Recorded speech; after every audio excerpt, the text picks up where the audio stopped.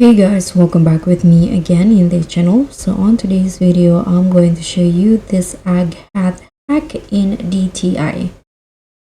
So in this dress to impress tutorial, we are hatching the cutest accessory trick ever, the egg hat hack, and it's quirky, it's fun, and it's a total style statement you need to try. So this is the egg hack that I'm talking about. So what you need to do to create this hat are just 3 items to use.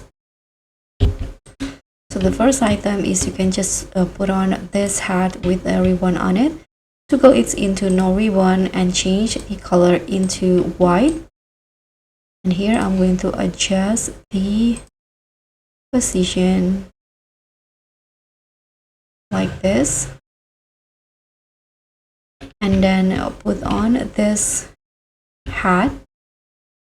To go it's into no ears and change the color into this orange yellow color, and put on this fur hat, and you can also adjust it again like this, and your egg hat is done.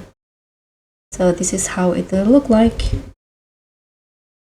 Whether you're dressing for laughs or bringing breakfast core to life, this look is unhinged in the best way.